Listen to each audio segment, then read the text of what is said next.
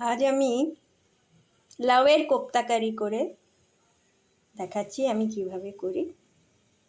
এই যে একটা 400 গ্রাম লাউ ডুমো ডুমো করে খোসা ছাড়িয়ে ডুমো ডুমো করে কেটে রেখেছি।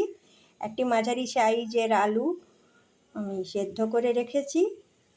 আর এই একটি মাঝারি সাইজের পেঁয়াজ আর একটুখানি রসুন, 8-9 কোয়া রসুন আর আদা কুচি, এর একটা পেস্ট বানাবো।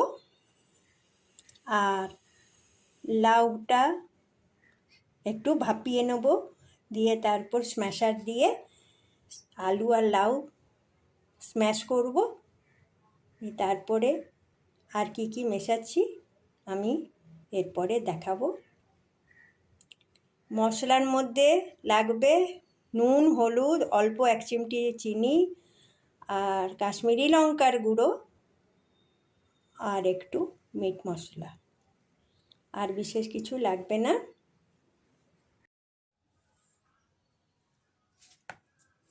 লাউ আর আলু স্ম্যাশ করে মিশিয়ে নিয়েছি, অল্প এর মধ্যে নুন দিয়েছি, আর এর মধ্যে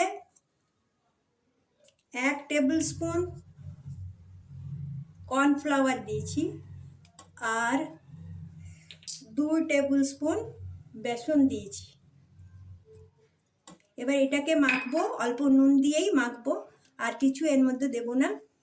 মেখে তারপরে কোপ্তাগুলো ভেজে আমি দেখাচ্ছি। এদিকে আমি কড়াতে তেল রেডি করে নিয়েছি, সর্ষের তেল দিয়েছি।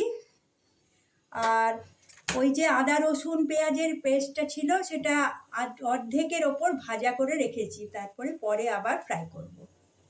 বাকিটা এরপরে কোপ্তা ভেজে দেখাচ্ছি, কারিটা পরে করছি।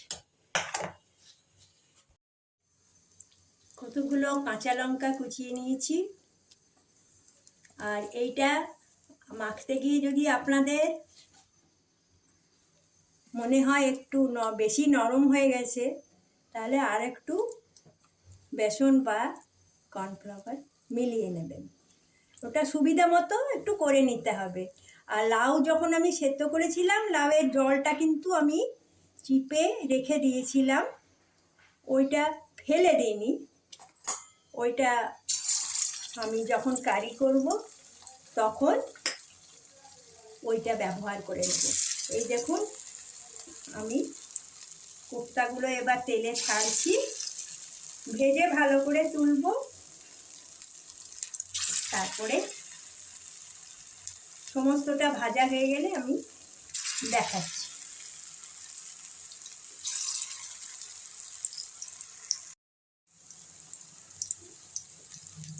এই যে এবার দেখুন এক ভাগ ভেজে নিয়েছি, আর এই ভাজছি আর এক ভাগ। এগুলো মিডিয়াম আঁচে ভাজবেন, তাহলে ভেতর অবধি ভাজাও হবে আর বেশ সুন্দর করে ভাজা হয়ে যাবে। উল্টে পাল্টে মাঝে মাঝে আঁচটা একটু কমিয়েও দেবেন। বেশ সুন্দরভাবে ভাজা হয়ে গেল। এই যে এবার আমি তুলে নেব, এই যে তুলে নেব। এবার আসলে এই লাউটা ভীষণ কচি ছিল, তবুও স্ম্যাশারে স্ম্যাশ করতে গিয়ে কচি কচি বীজগুলো অনেকটাই বেরিয়ে গেছে, সেটা আমি ফেলে দেবো। এমনিতে লাউয়ের অন্য কিছু রান্না করলে তো আমরা বীজ ফেলি না, কিন্তু কোপ্তা করলে বীজ ফেলে দেওয়াটাই ভালো। ভীষণই কচি বীজ, তবুও ফেলে দেব। আর লাউয়ের যে সেদ্ধ করেছিলাম সেই সেদ্ধ করা জলটা আমি রেখে দিয়েছি। এই যে যখন কারি করব তখন আমি এইটা কারিতে ব্যবহার করব। একটু হলুদ দিয়ে আমি এটা লাউটা সেদ্ধ করেছিলাম। সমস্ত কোপ্তাগুলো আমার দেখুন ভাজা হয়ে গেছে। এবারে আমি কারিটা তৈরি করব, তারপরে বাকিটা মশলা আমার কষানো হয়ে গেছে, সুন্দর গন্ধ বেরিয়েছে।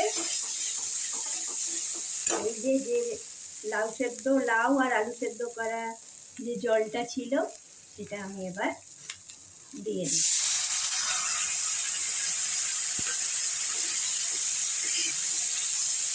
এটাকে সমস্ত দেওয়া হয়ে গেছে। এই কারিটি একটু ফুটে উঠলে, মিডিয়াম আঁচে রেখে দিলাম, কারিটি একটু ফুটে উঠলে কোপ্তাগুলো এক্ষুনি ভাজা গরম আছে তাই দিয়ে দেব।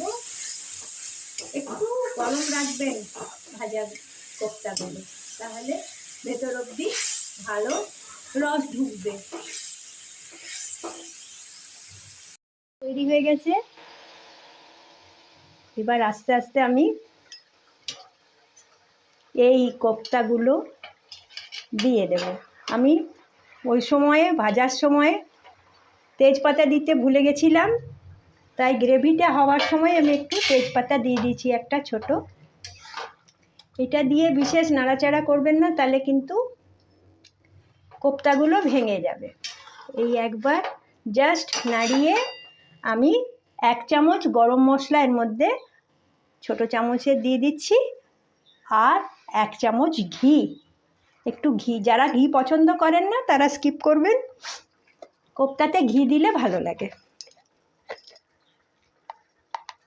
এই যে গরম মশলা দিয়ে দিলাম,